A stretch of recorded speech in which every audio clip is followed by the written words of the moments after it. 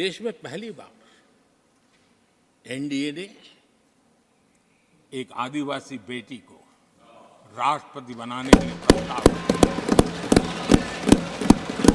उनको उम्मीदवार बनाया। आपका हमसे वैचारिक विरोध हो वो एक बात है। अगर हमसे वैचारिक विरोध होता, आपने सामने कैंडिडेट खड़ा किया होता, मैं समझ सकता था, लेकिन वैचारिक विरोध नहीं था। क्यों? क्योंकि हमारे यहां से गया हुआ व्यक्ति आपने उम्मीदवार बनाया, इसलिए वैचारिक विरोध नहीं था। आपका विरोध एक आदिवासी बेटी के लिए था, और इसलिए आपने, और ये जब सांगमा जी चुनाव लड़ रहे थे, वो भी एक आदिवासी थे, नॉर्थ ईस्ट के, उनके साथ भी यही किया गया था।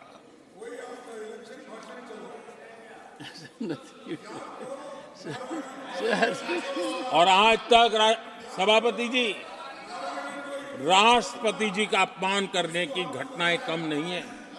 पहली बार इस देश में हुआ है। उनके जिम्मेवार लोगों के मुंह से ऐसी ऐसी बातें निकली है, शर्म से माथा झुक जाए। राष्ट्रपति के लिए ऐसी भाषा बोली गई है, मन में जो कसक पड़ी है ना, वो कहीं न कहीं इस प्रकार से निकलते रहती है। एनडीए के अंदर हमने 10 साल काम करने का मौका मिला। हमने पहले दलित को और अब आदिवासी को, हमने हमेशा हमारी प्राथमिकता क्या है इसका परिचय दिया। आदरणीय सभापति जी, जब हम हमारी सरकार के परफॉर्मेंस की बात करता, एनडीए की जो गरीब कल्याण की नीतियों की बातें करता हूं, थोड़ा सा अगर उस समाज को निकट से जानते हो, आखिर कौन समाज है लाभार्थी, कौन लोग हैं? ये झुग्गी झोपड़ी में किसको रहने के लिए जिंदगी गुजारनी पड़ रही है? ये किस समाज के लोग हैं? मुसीबतों से गुजरना पड़ता है, व्यवस्थाओं से वंचित रहना पड़ा है, कौन समाज है? हमने जितना काम किया है ना, ये एससी, एसटी, ओबीसी, आदिवासी, इसी समाज के लिए है। कच्ची बस्तियों में रहने वाले लोगों को पक्का घर मिला है, तो मेरे इस समाज के बंधुओं को मिला है। स्वच्छता के अभाव में हर वर्ग बीमारी से जूझना पड़ता था, उनको स्वच्छ भारत अभियान का लाभ देने का काम सभापति जी हमारी योजनाओं के तहत मिला है, ताकि उसको अच्छी जिंदगी जीने का अवसर मिला। इसी परिवारों के हमारी माताएं बहनें धुएं से खाना पका पका करके अपनी स्वास्थ्य के संकट को झेल रही थी। हमने उनको उज्ज्वला गैस दिया, वो इन्हीं परिवारों को। मुफ्त राशन हो, मुफ्त इलाज हो, इसके लाभार्थी यही मेरे परिवार हैं, जो समाज के इस वर्ग के मेरे परिवारजन हैं, जिनके लिए हमारी सारी योजनाएं काम कर रही है। आदरणीय सभापति जी, यहां पर कुछ ऐसा नैरेटिव रखा गया, कम से कम तथ्यों को इस प्रकार से नकारना किसका भला होगा? आप ऐसा करके अपनी क्रेडिबिलिटी भी खो रहे हैं, अपनी प्रतिष्ठा भी खो रहे हैं। आदरणीय सभापति जी, यहां शिक्षा के भ्रामक आंकड़े रखे गए, गुमराह करने का कैसा प्रयास होता है। पिछले 10 वर्ष में एससी, एसटी स्टूडेंट्स के लिए जो स्कॉलरशिप दी जाती है, 10 साल में उसकी वृद्धि हुई है।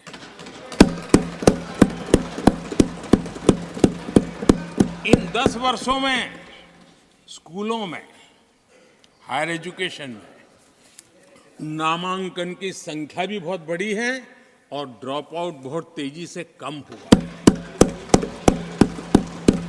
आदरणीय सभापति जी, 10 साल पहले 120 एकलव्य मॉडल स्कूल थे। आदरणीय सभापति जी, आज 400 Eklavya model.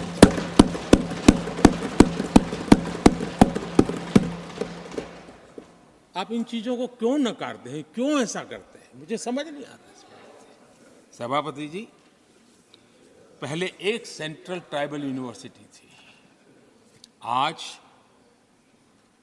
2 central tribal universities हैं।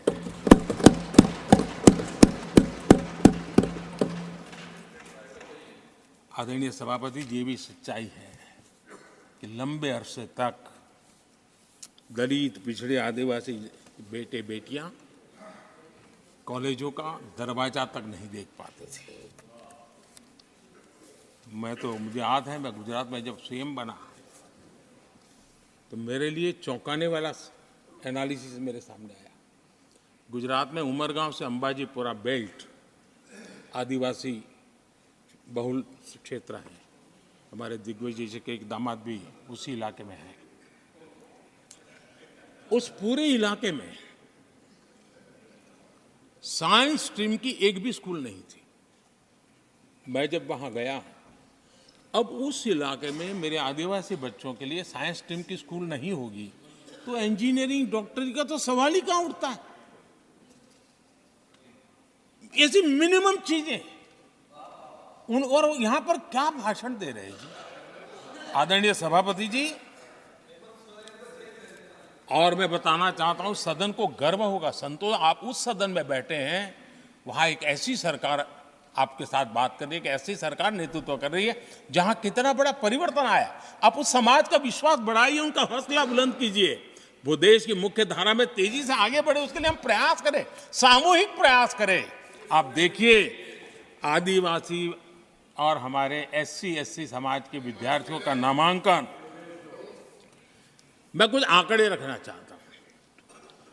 उच्च शिक्षा में SC विद्यार्थियों का नामांकन 44% बढ़ा है।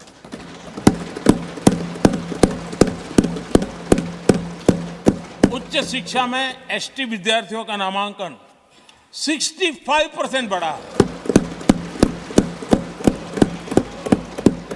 हायर एजुकेशन में OBC समाज के विद्यार्थियों का नामांकन में 45% बढ़ोतरी। और जब मेरे गरीब, दलित, पिछड़े, आदिवासी, वंचित उन परिवार के बच्चे हायर एजुकेशन में जाएंगे, डॉक्टर बनेंगे, इंजीनियर बनेंगे, उस समाज के अंदर एक नया वातावरण पैदा होगा। और उस दिशा में हमारी कोशिश यही है कि मूलभूत समस्याओं का समाधान करने के लिए थोड़ा समय लगे, लेकिन मजबूती से काम करें। और इसलिए हमने एजुकेशन पर इस प्रकार से बल दे के काम किया है। कृपा करके, जानकारियों का अभाव है तो कहीं हम जानकारियां दे देंगे, लेकिन ऐसे नैरेटिव मत बनाइए ताकि आपकी प्रतिष्ठा भी कम हो, आपके शब्द की ताकत खत्म हो जाए। आप पर दया आ जाती है कभी कभी।